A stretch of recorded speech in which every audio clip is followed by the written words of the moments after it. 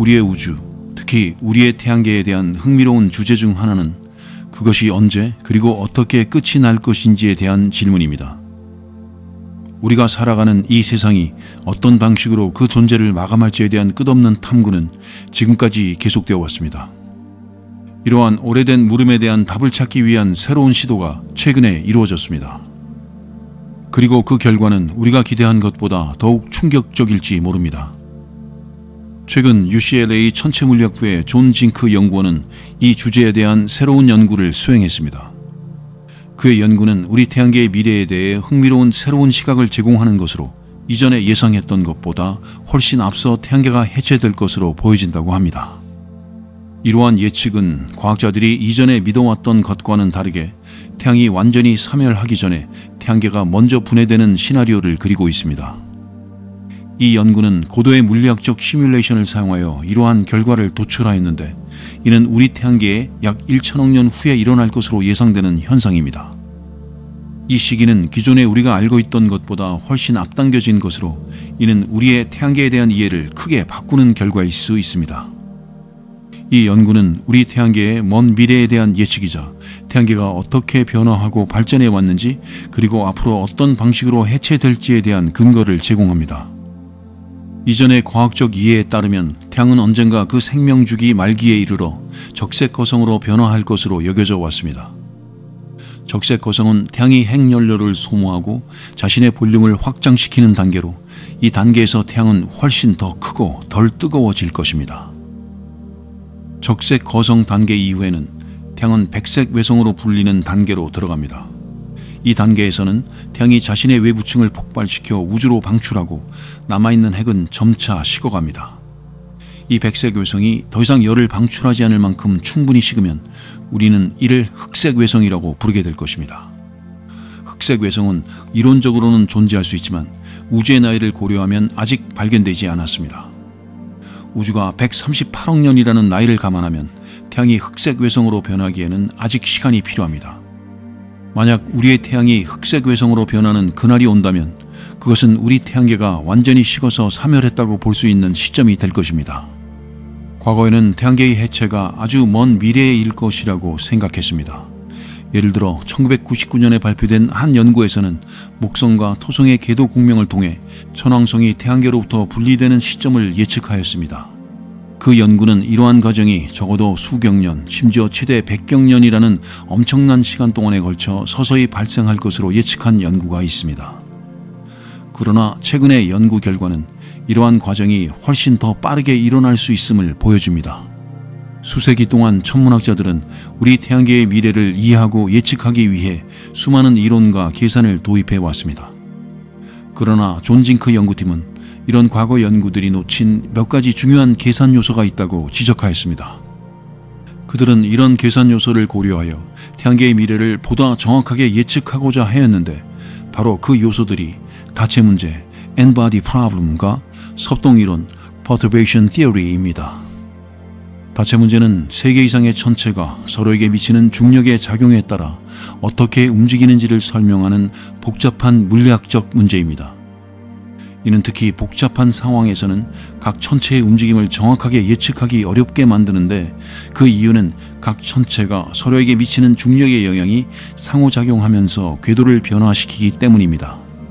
한편 섭동이론은 어떤 천체의 평형 상태가 다른 천체의 중력에 의해 어떻게 교란되는지를 설명하는 이론입니다. 이는 천체들 간의 상호작용에 의해 발생하는 궤도의 미세한 변화를 설명하는 데 사용됩니다.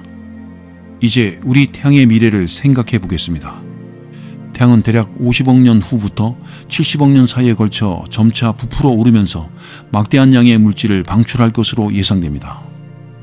이 과정을 통해 태양 질량의 약 54%만이 남아있을 것이며 이로 인해 태양은 백색 외성 상태로 변할 것입니다. 이때 태양의 크기는 현재보다 훨씬 커져서 지구와 화성궤도 중간 지점까지 확장되어 수성, 금성, 그리고 아마도 지구까지를 집어삼킬 것으로 보입니다. 화성은 태양에 흡수되지는 않을 것이지만 그 질량이 작아서 전체 태양계의 구조에 큰 영향을 끼치지는 않을 것입니다. 이러한 이유로 징크 연구팀은 내행성을 제외한 외행성에 주목하여 다체 시뮬레이션을 실행하였습니다. 이는 외행성이 태양계의 전체 구조와 진화에 큰 영향을 미칠 것이라는 가정하에 진행된 연구입니다.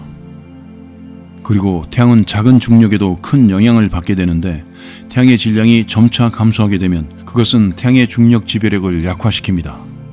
그러한 현상은 태양계의 외부 행성들, 즉 목성, 토성, 천왕성, 그리고 해왕성에게 큰 영향을 끼칩니다. 태양의 중력이 약해지면 이 행성들은 태양으로부터 점차 멀어지게 되며 또한 각 행성들 사이의 중력적 상호작용도 더욱 강해집니다. 이 모든 것들은 그들의 궤도에 큰 변화를 일으키게 됩니다. 태양이 백색 외성으로 진화하면서 외부 행성들은 더 넓은 궤도를 돌게 됩니다. 이러한 복잡한 상호작용은 시간이 지나면서 행성들의 궤도를 혼란스럽게 만듭니다. 약 300억 년 후에는 행성들의 궤도는 점점 더 복잡해져 결국 하나의 행성만 태양계에 남고 나머지 행성들은 태양계를 벗어나 떠돌이 행성이 됩니다. 현대 천문학 이론에 따르면 우리 태양계의 마지막 날에는 오직 하나의 행성만이 남아있을 수 있는데 그 행성은 아마도 목성일 가능성이 큽니다. 징크 연구팀의 시뮬레이션에 따르면 몇몇 경우에는 다른 모든 행성들이 태양계를 떠나버린 후에도 목성은 약 500억 년 동안 혼자서 존속하게 됩니다.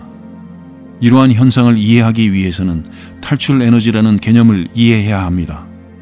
탈출 에너지란 전체가 그 주변의 중력을 극복하고 떠나가기 위해 필요한 에너지를 의미합니다. 태양계의 모든 행성들이 떠나가면 목성은 이 탈출 에너지를 얻을 방법이 없습니다. 왜냐하면 그것의 주요 에너지 출처는 다른 행성들과의 중력적 상호작용이기 때문입니다.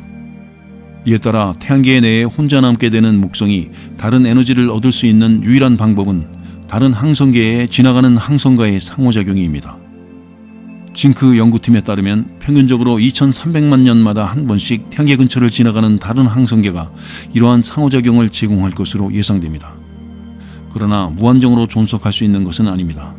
시뮬레이션 결과 대부분의 경우에서는 약 1000억 년 후에는 태양계에 행성이 하나도 남아있지 않았습니다. 이러한 예측의 정확성은 여전히 여러 변수에 의해 좌우되는데 우선 이 연구에서는 다가오는 항성계에 대해 단순화된 가정을 하였습니다. 모든 근접하는 항성계들을 단일 항성으로 간주했지만 실제로 우리 은하계에 있는 항성계의 절반 정도는 쌍성계 또는 삼중성계입니다. 이러한 복잡한 체계의 항성계를 고려하게 되면 태양계의 해체는 더욱 빠르게 이루어질 수 있습니다. 둘째로 이 연구가 진행되는 시기에는 태양이 백색 외성으로 변하는 과정이 끝나게 됩니다. 이러한 시기는 우리 은하계와 안드로메다 은하계가 합병하는 시기와 겹칠 수 있습니다. 이 두 은하의 합병이 태양계의 미래에 어떤 영향을 미칠지를 정확하게 예측하기는 매우 어렵습니다. 우리의 태양계가 언젠가는 종말을 맞이하게 될 것이라는 사실은 거의 확실해 보이지만 그 과정이 어떻게 진행될지는 여전히 활발히 연구되고 있는 주제입니다. 그것이 고요하게 사라지는 것일지 아니면 더 복잡한 과정을 거치는 것일지는 아직 알 수 없습니다.